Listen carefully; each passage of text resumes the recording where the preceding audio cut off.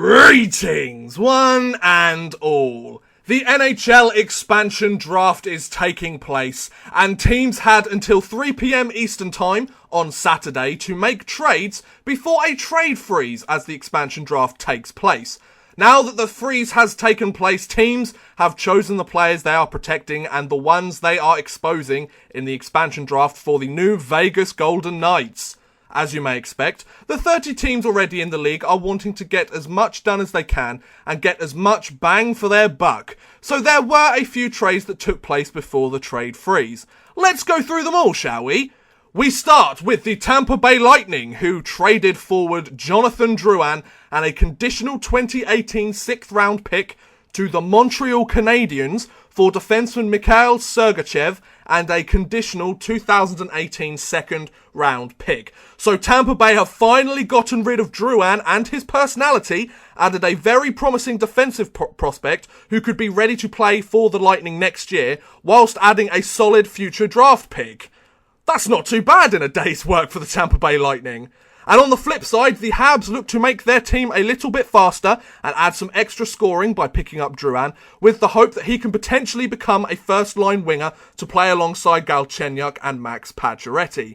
The 22-year-old Drouin had 53 points, 21 goals and 32 assists in 73 games with the Lightning this season, and will look to add to those totals as he heads north away from the sun and towards the Montreal snow. Next season will be the big telling point regarding which team won this trade, as we will need to see Drouin's point production and whether Sergachev makes it to the NHL full-time next year to have a chance at deciding. Now, I think the conditional second round pick in 2018 for the Tampa Bay Lightning is given to Tampa Bay if Sergachev plays 30 or 40 games with the Lightning this year. I can't remember exactly how many it is. And also to add to this trade, a few hours after the fact, Drouin signed a 6-year contract with the Habs with an average annual value of $5.5 million. I mean, I think it's a little too soon to sign Drouin to such a high paycheck and such a high-paying, long-length contract. But then again, I'm not an NHL GM, so what do I know? I'm probably a damn sight better than Mark Bergevin, but you know. Anyway, the Philadelphia Flyers now. Let's move on to them. They have traded forward Nick Cousins to the Arizona Coyotes for goalie prospect Merrick Madsen, forward prospect Brendan Warren, and a 2018 5th-round pick. Cousins was the 68th pick of the 2011 draft and has 27 points, 12 goals and 15 assists in 107 games in the past 3 seasons for the Philadelphia Flyers. And Cousins will add versatility and two-way skill to Arizona's bottom 6 forward group, whilst increasing their grit and toughness. It's a low-key trade, but it seems like a good one to me, and I think Arizona wins it, but of course, time will tell.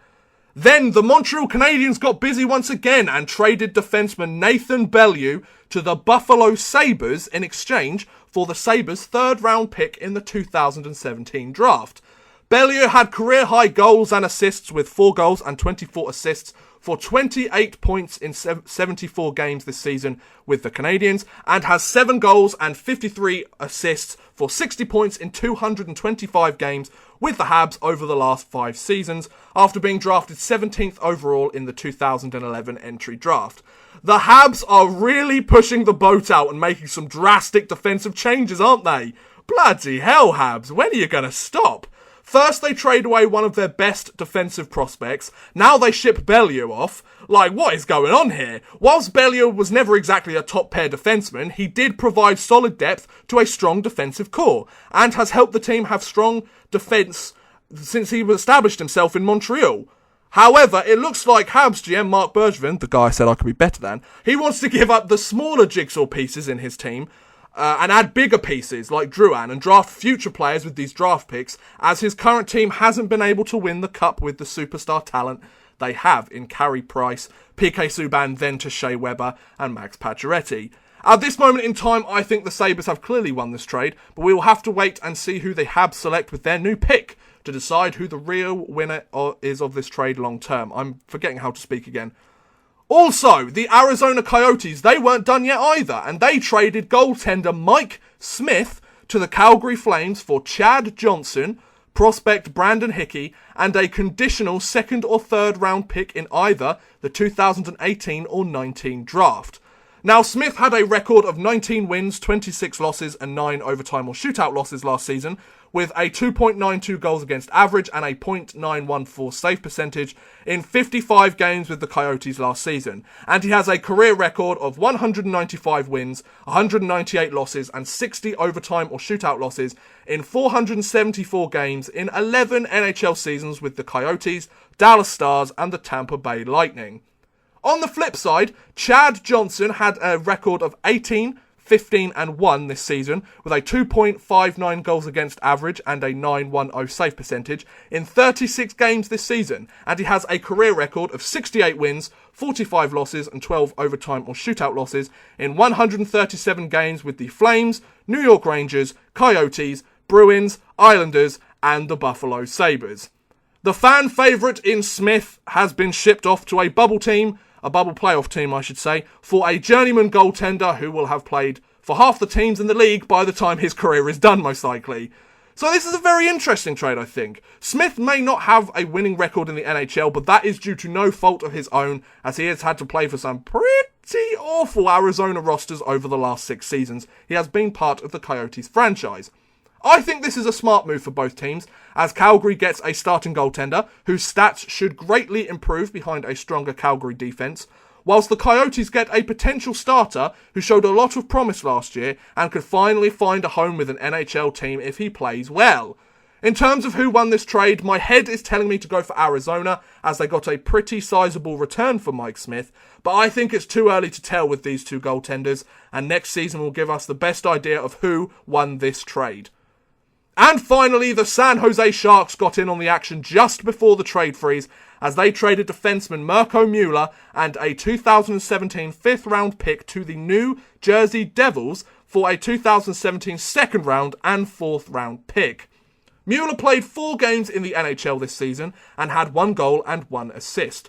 Since being drafted by the San Jose Sharks 18th overall in the 2013 NHL entry draft, Mueller has had 2 goals and 4 assists in 54 games with the Sharks. So the Devils look to improve their shaky defensive core with a former first-round pick and give up no roster players in the process. That's pretty good, actually. I mean, their roster players aren't exactly that good at the moment, except for Taylor Hall and Corey Schneider, but you know. Whilst that part is good, a 2nd round and a 4th round for a guy who has only played 54 NHL games is a little too much in my opinion, as there isn't enough of a sample size to really gauge Mueller's value. However, we will have to see if Mueller makes an impact on the Devils roster. If he doesn't even make the team out of camp this year, then I think the Sharks definitely won this trade for sure. But of course, we'll have to see. Hopefully, Mueller will get a full NHL season playing with the Devils this year, and hopefully he'll show that he can live up to the potential that he got drafted for. And there you go! Those were all the trades that took place before the trade freeze due to the expansion draft. What do you think about these trades? Are they good, bad, or did your team not make any trades? Let me know in the comments below. I would love to hear what you guys think. But thank you very much for watching, guys. I hope you have enjoyed. Please feel free to like, subscribe, share, or watch some of my other videos. Thank you very much for watching, and goodbye!